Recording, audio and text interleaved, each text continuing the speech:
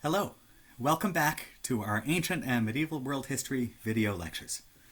Today we're going to continue looking at the history of medieval Western Europe after the Black Death or bubonic plague epidemic of the 14th century.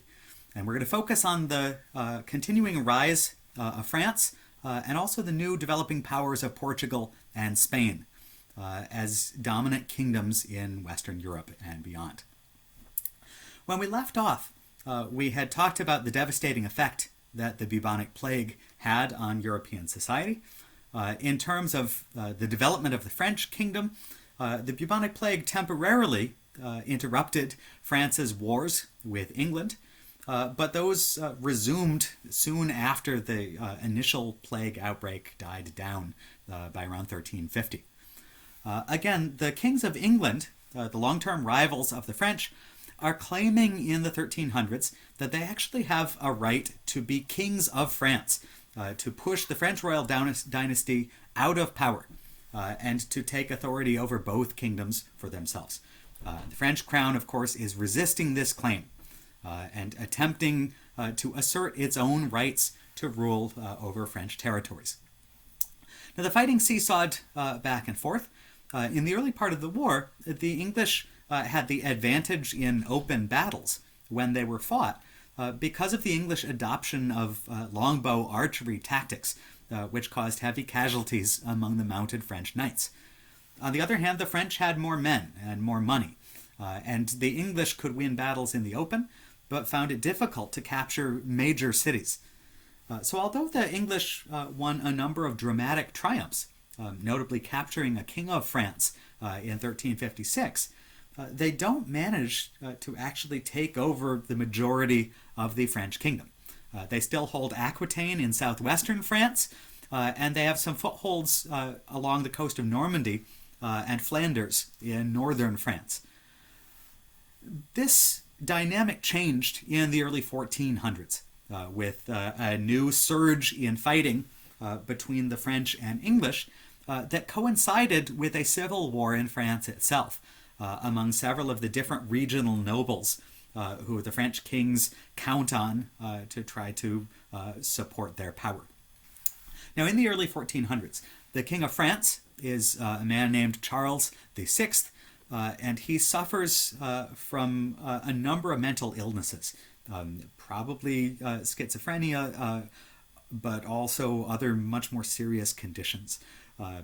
He had a complete breakdown on a hunting trip and actually killed several of his own attendants and then had to be taken back to the court and goes through long periods of time where he doesn't seem to know who he is and he's not capable of actually ruling. Under these circumstances, different French nobles formed factions and basically fought against each other to try to get custody and control over the incapacitated king. And in the course of these struggles, there are a number of atrocities committed on both sides. One of the major factions was the Duchy of Burgundy, a very large and wealthy territory in eastern France. And in the early 1400s, when the Duke of Burgundy is assassinated by one of his French noble rivals, the Burgundians retaliate for this by allying with the English against the other French. And this would play a key role in undermining French defenses and encouraging the latest English warrior king to be more aggressive in trying to seize his claim to the French crown. Now, this English king is a king named Henry V. He's been made famous in the modern world by Shakespeare's play of that name, which gives sort of a rosy, glorified account of his victories in France. Henry V is a very young king, just in his early 20s, when he decides to invade France in 1415 and try to make his bid for the French throne. The French king allows his nobles to go out with a large army of knights and try to stop the English invaders. And they fight a battle at a place called Agincourt in northern France. Now, the English, again, win a stunning victory at the Battle of Agincourt. English sources probably exaggerate French numbers. They portray this as a victory of a handful of plucky English archers against countless hordes of dastardly Frenchmen. In fact, the armies may have been more or less equal in size. But it's clear that, again, the French archery, or the English archery, gave them a major advantage. The French also tried to charge armored knights across an incredibly muddy field after a rainstorm, and they literally get bogged down in the mud. There are men who are trampled and drown in mud as the battle rages over them. So after the victory at Agincourt, a number of the highest-ranking nobles in France are slaughtered by the English during this battle. And in the aftermath, Henry is able to exploit his alliance with the Burgundian French and actually move on the city of Paris itself.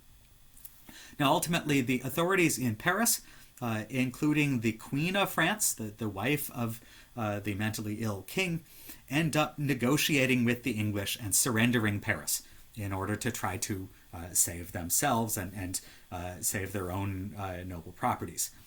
The result of this is the English finally achieve what they've been trying to do for almost a century. King Henry V of England is also crowned King of France and spends the last years of his reign in Paris and in other parts of France trying to claim more and more of his heritage. This is a key moment in English-French relations. It does a lot to explain many subsequent centuries of French-English hatred. There are enormous atrocities committed against the French countryside, against towns and peasants by rampaging armies of English soldiers. And the French see the English as diabolical invaders who are the enemies of God himself, and who will do just about anything to try to gain more power. Now, at this period, we've mentioned the Catholic Church is divided. The Catholic Church had been essentially taken over by France in the 1300s and had become an ardent supporter of the French monarchy. But in 1378, the Catholic Church had actually split between two halves. Basically, there's a faction in the church that wants to return to Rome and distance the Catholic Church from its close ties to the French royal family. 1378, they managed to come back to Rome and elect an Italian cardinal as the pope. But the French insist on electing their own pope and bring a French pope back to Avignon. And so from 1378 to 1417, this same period where the English are taking over France, the Catholic Church is actually split. Depending on whether you back the French or the English, you either support the Italian Pope or the French Pope as the leader of Western Christianity. So this is a period in which those in France who are resisting the English conquest are really desperate and frustrated. And the Pope in Rome, who after 1417 becomes the only Pope. After 1417, they remove the French Pope, and the schism in the church is temporarily healed. At that point, the Pope in Rome very strongly supports England's right to rule France as well. And this is a frustrating period for the majority of France's population. One of the largest population groups in Western Europe. They feel cheated of their rights and threatened by foreign invaders. Now, in this period, again, the King of England claims to also be the King of France. The mentally ill King of France dies a few years after the English take Paris. In the meantime, the Queen of France, as part of the treaty that allows the English to take charge, disinherits her own son. There's a prince who's the heir to the French throne, Prince Charles. He should be King Charles VII of France. But in a deal with the English King Henry, which allows her to keep her own elevated position, the Queen of France swears that she had an affair, and that the heir to the French throne is a bastard, and does not actually have any title in the male line to the crown. Now, this French prince, Charles, has managed to escape the English. He retreated to southern France with a group of loyalist knights who followed him. He's the hope of the French, who want to see a French ruler restored to the throne and the hated English expelled from their country. But how are they going to do it with England and with the papacy against them? A new hope comes to France during the 1420s in the most unlikely form. First of all, King Henry V of England dies of dysentery while besieging a French castle. He himself leaves an infant child behind who requires a guardianship by English nobles. So at least the English have lost their most brilliant leader. But the hope for France comes from another quarter.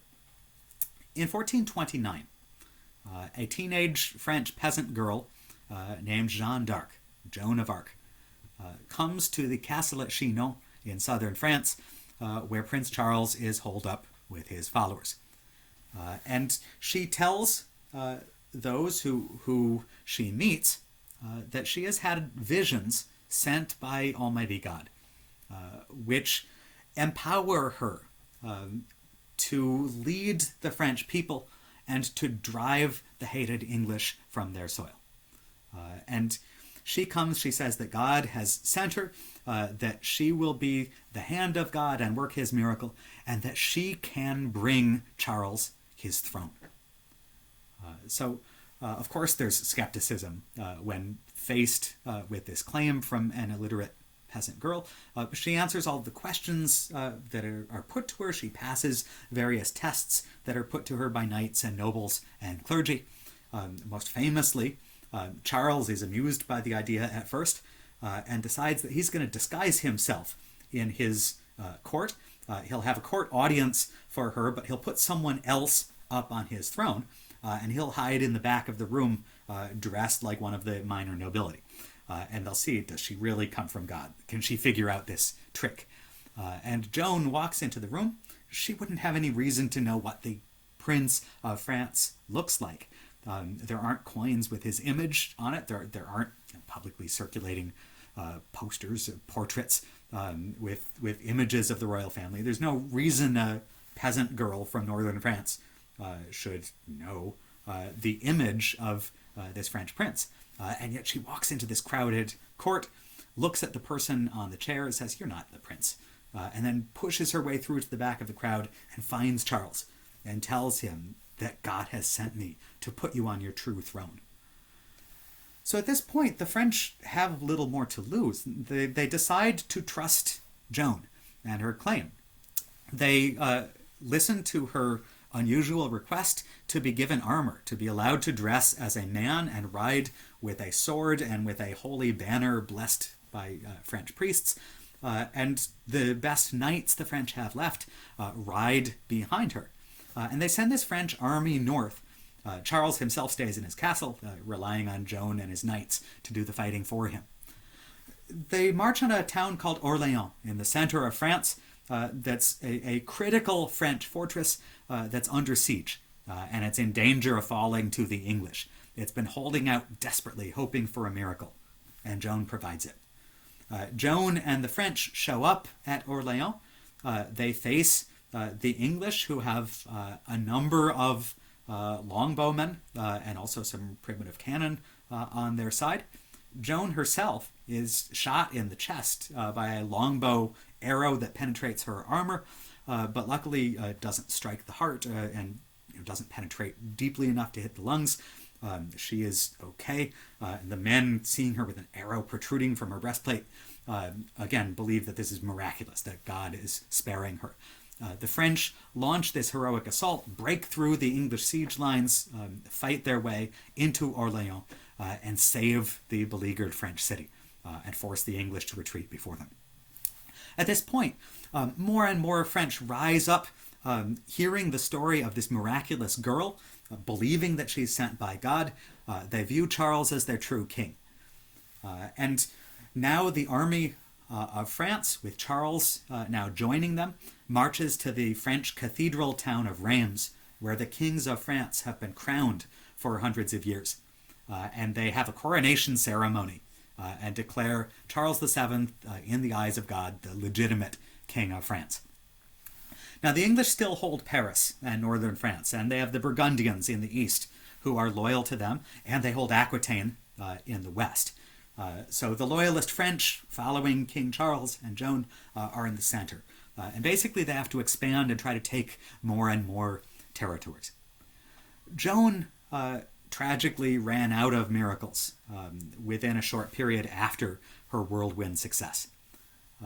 A year after her great victories in 1429, she failed in an attack on Paris that is beaten back by the English defenses. Shortly after that, trying to capture another fortress, she's wounded and captured by the Burgundians. Now, the Burgundians at this point are starting to question whether the English are the right side to back. Do the English have enough power to hold on to their French territories? The Burgundians are strong enough that whichever side they back is probably going to gain the advantage.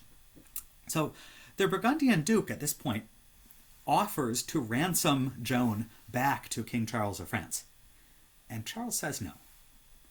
We believe that he's jealous, that he doesn't want to owe his power to a woman, that he saw Joan as a convenient, miraculous tool, but didn't necessarily find value in keeping her around his court long term. So the King of France sells Joan out, and the Burgundians literally sell her to the English. Once the English have their hands on her, they drag her up to Normandy, they put her in front of a church court, and they put her on trial on charges of being a witch. Ultimately, famously, she's burned at the stake in 1431. The French, however, would always continue to view her as a martyr, as a national heroine. Ultimately, the Catholic Church would come to take that position as well centuries later. And finally, she would be canonized as a saint of the Catholic Church in the 19th century. Now, in France, although Joan is dead, her cause lives on. And Charles, despite his cynical betrayal of the woman who had put him on the throne, manages to now modernize and improve France's armies. He invests his wealth in large numbers of cannon. And cannon are emerging. They're starting to change siege warfare in the 1400s. They are starting to be present in larger numbers. There had been a few cannon present in armies in the 1300s, but they're unreliable. At this point, though, the French buy large numbers of them. They figure out how to train artillerymen in their use, and they can use these to smash down the walls of castles that resist them. So with their growing advantage in cannon, the French advance on Paris. They manage to take the city in 1435, and the Burgundians now switch sides and join King Charles. At this point, the French drive north into Normandy and drive the English back. They drive them completely out of Normandy again in the 1440s. And finally, in the 1450s, the French turn against the English holdings in Aquitaine. They advance all the way to the Atlantic coast. They finally take Bordeaux in 1453. This is the end of the 100 Years' War. It leaves France a great European power, and England shattered and bankrupted by the expenses of a disastrous failed conflict. England spirals into 30 years of civil war, the Wars of the Roses that follow, while the French become one of the leading powers of Europe. And by the 1490s, the French are looking to expand further, to build an empire that stretches into other parts of Europe as well. They begin to intervene in wars between the Renaissance Italian city-states and to try to incorporate them under a larger French protectorate. The other rising powers of Europe in this period are located in the Iberian Peninsula. In the area of Spain, there had been Muslim kingdoms for much of the early Middle Ages, since the Arab conquests in the 700s. But during the Crusade era, three powerful Christian kingdoms had emerged in northern and western Iberia and then taken over what become the Portuguese and Spanish territories. There's the Kingdom of Portugal in the west, Castile, a separate kingdom in the center, and the Kingdom of Aragon in the east. And all of these are remarkably successful in the 1200s and 1300s in the so-called Reconquista, in wars of conquest in which they attack and defeat and conquer most of the Muslim royal families of Spain. By the 1400s, the Spanish Muslims are reduced to territories in the far south in what's called Granada. And Portugal and Castile and Aragon are competing to become the new dominant powers in Spain. They're also taking advantage of the new cannons that are revolutionizing warfare in the 1400s. But also, with their position on the Mediterranean and Portugal's position on the Atlantic coast, they are interested in the opportunities afforded by new sailing techniques and new nautical technology that's ushering in the so-called Age of Exploration in Europe. Spain and Portugal are going to be interested in new opportunities for maritime trade. They've developed in a context of religious warfare against Muslim rivals, so they're less interested in trading across the Mediterranean with Mamluk Egypt or Ottoman Turkey. But instead they're interested in finding new routes to the trade wealth of India and ultimately of China. So the Portuguese would attempt to do this by expanding into North Africa and then developing massive trading fleets and sailing down the coasts of West Africa to try to find a route around Africa and all the way to India. These Portuguese sailing ventures have some important and tragic consequences for world history. The Portuguese begin colonizing parts of the West African coast in the 1430s, exactly the moment at which the Mali Empire has collapsed. There is no strong power in West Africa that can resist Portuguese colonization. And here we see the beginning of the Portuguese trading West African slaves, as well as trying to seek gold from the African interior. The Portuguese slave trade is blessed by the popes in Rome in 1455, and it becomes a source of wealth for Portugal. While they continue trying to sail around Africa, they're finally going to succeed in doing that and reaching India by sea in 1498 with the voyages of Vasco da Gama. Now, the Portuguese exploration efforts are organized by the famous Henry the Navigator, the prince who sets up navigation schools and organizes and finances these Portuguese fleets. But the King of Portugal, King Alfonso V, is also interested in unifying the whole Spanish peninsula under Portuguese control. He tries to do this and build a Portuguese empire through marriage alliances with Castile. He first of all offers his sister in marriage to King Enrique of Castile during the 1450s.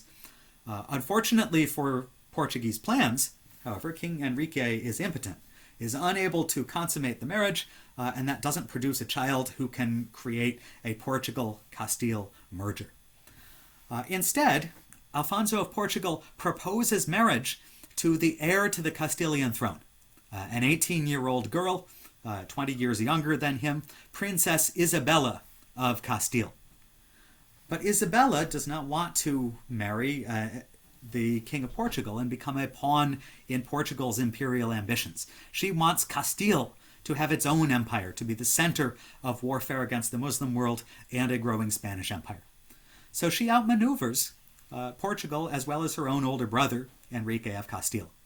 She proposes marriage to Prince Ferdinand of Aragon, in exchange for her having the leading role within their united Spanish kingdom of Castile and Aragon. Isabella and Ferdinand get married. They become one of the greatest European political power couples of the late 1400s. They wage continuing warfare against the Muslims of southern Spain. They set up the Spanish Inquisition in order to prosecute people for religious reasons, torture and kill large numbers of people, especially people of Jewish descent, who they accuse of not being true Christians. 1492 is a famous year in Spanish history. Ferdinand and Isabella succeed with cannons in taking Granada, and ending Muslim power in Spain.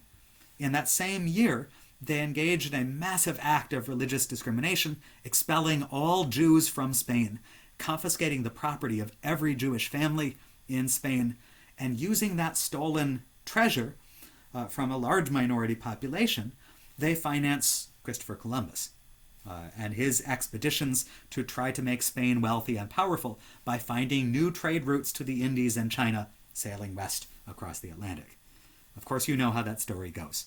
Columbus sails across the Atlantic looking for India and runs into Cuba instead, discovers the Caribbean islands, and then the Americas.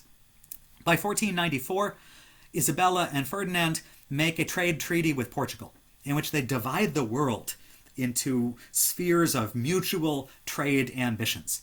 In this Treaty of Tordesillas, Portugal is given all trade rights east of a line that they draw 370 leagues west of the Canary Islands. Spain claims all trade rights west of that line. Basically, Spain claims the Americas, Portugal claims Africa and that route to India. Ultimately, they are so quick to divide the world between Spain and Portugal that they don't even bother to map the entire coast of South America first, and they put the line in the wrong place. Spain accidentally misses out on Brazil, which is on the east side of the line and is then grabbed by the Portuguese. So the Spanish have set the foundations for their empire. They're going to continue to double down on their new territories in the Americas. At the same time, they start to build alliances in Europe, where they would go to war with France in the early 1500s to see which power could control the trade wealth of Renaissance Italy. Spain would start to build a ring of alliances around France, making marriage alliances with the Holy Roman Emperors of Germany to France's east, and with the new Tudor royal family of England that had emerged from the Wars of the Roses to France's north. In the last class, in our next and final lecture, we will look at Spanish Empire in the Americas and think about how Spain falls short in its world imperial ambitions in the early 1500s.